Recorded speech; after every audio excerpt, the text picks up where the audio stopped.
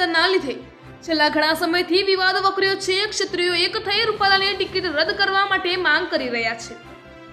ત્યારે નડિયાદના ચકલાસી ખાતે ગુરુવારની રાત્રે અસ્મિતા સંમેલન યોજાયું હતું। રૂપાલાની ટિકિટ કાપવા નારા લગાવ્યા હતા। અસ્મિતા સંમેલનમાં ગુજરાત યુવા ક્ષત્રિય સેનાના ઉપાધ્યક્ષ મહિપાલસિંહ ચૌહાણ સાથે મોટી સંખ્યામાં ક્ષત્રિય સમાજના આગેવાનો, કાર્યકરો અને સમાજના લોકો સંમેલનમાં ઉપસ્થિત રહ્યા હતા। વિજયસિંહ મહિડા, ગુજરાત સંકલન સમિતિ સદસ્ય છું। વિજયસિંહભાઈ, આજે ચકલાસી ખાતે પ્રોગ્રામ શું કાર્યક્રમ હતો, શા માટે રાખ્યો હતો, શું કહે?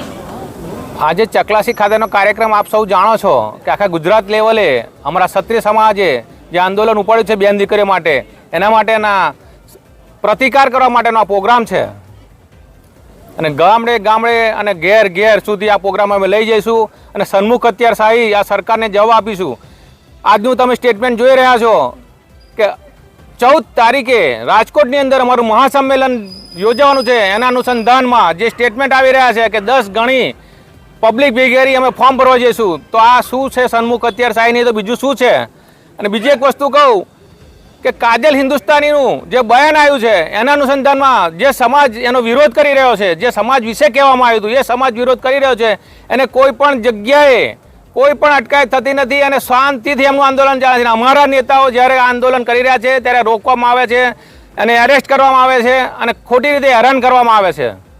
આનો જવાબ અમે આપીશું ને આપીશું। એવો જોરદાર જવાબ હશે કે જય ભવાની, ભાજપ જવાની, એના સિવાય અમારી પાસે બીજું કોઈ સૂત્ર હવે રહ્યું નથી। આગળની રણનીતિ શું રહેશે? ખાસ કરીને આગળની રણનીતિ અમે છેલ્લે છેક સુધી 7 તારીખ સુધી લડી લેવાના મૂડમાં છીએ અને 14 તારીખે પછી આંદોલનની અંદર અમારી સંકલન સમિતિ જે આદેશ કરશે એ પ્રમાણે ગામડે ગામડે જઈ અને જે સીટો ક્ષત્રિયની બહુમતી વાળી છે એ સીટો અમે ચોક્કસ જીતીશું અને ભાજપને ઘર ભેગી કરીશું।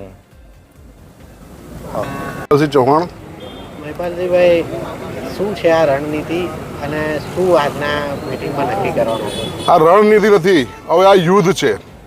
હવે આ યુદ્ધની શરૂઆત થઈ ગઈ છે અને યુદ્ધના બ્યુગલ વાગી ગયા છે।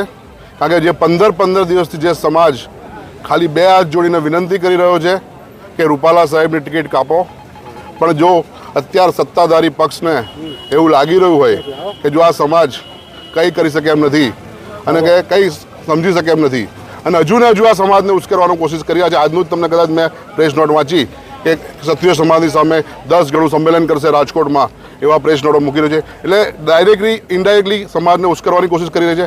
હજુ એમને ખબર નથી, જે સમાજે આજે તમે જો દેશના રજવાડા આપી દીધા, બેન બા દીકરીઓ માટે બલિદાનો આપી દીધા, આજે આપવામાં કશું બાકી નથી એવા સમાજને જો ખરેખર મહેરબાની કરીને આ લોકો ઉશ્કેરી રહ્યા છે તો આજે એ સમાજ એનું રૂપ ખરેખર ધારણ કરેલું છે અને આવનાર સમયમાં બતાવશે કે આ સમાજની તાકાત શું છે।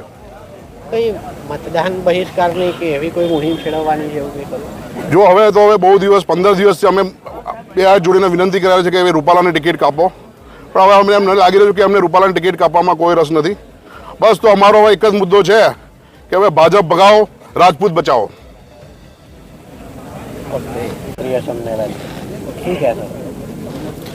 આજે ચકલાસી નગરમાં સમગ્ર ક્ષત્રિય સમાજના યુવકો દ્વારા, અલગ અલગ સંગઠનો દ્વારા એક સંમેલન યોજવા જઈ રહ્યું છે। ત્યારે મને લાગે છે કે ચોક્કસ ક્ષત્રિય સમાજમાં રાજકોટના ઉમેદવાર શ્રી પુરુષોત્તમભાઈ રૂપાલાના નિવેદનથી ક્ષત્રિય સમાજને જે ઠેસ પહોંચી છે અને એમણે જે એવું નિવેદન કર્યું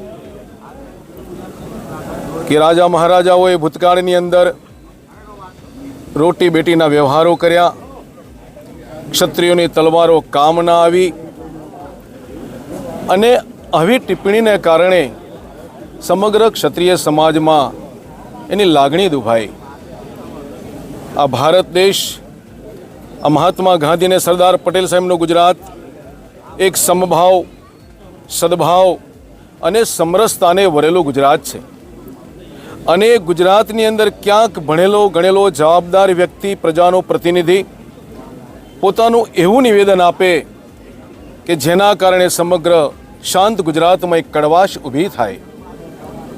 આ કોઈ પક્ષાપક્ષીની લડાઈ નથી, આ કોઈ પટેલ કે ક્ષત્રિયોની લડાઈ નથી. આ લડાઈ એક માનસિકતાની છે, એક વિચારધારાની છે કે જે વિચારધારાને કારણે આ સમાજના લોકોમાં એક આક્રોશ ઊભો થયો.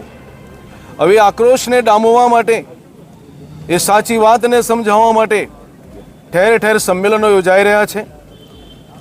ત્યારે અહીંયા યુવકો જે ભેગા થયા છે એ યુવકોની પણ એક જ વાત છે કે જે જવાબદાર વ્યક્તિઓ છે, જે સિનિયર આગેવાનો છે, એમના દ્વારા શું આ કોઈ ઈરાદાપૂર્વક ટિપ્પણી કરવામાં આવે છે કે જેના કારણે સમાજમાં એક જુદાઈના ઝેર રેડાય, કડવાશ ઊભી થાય? આ સમાજ તો શિસ્ત અને સંસ્કાર અને સંસ્કૃતિને વરેલો સમાજ છે.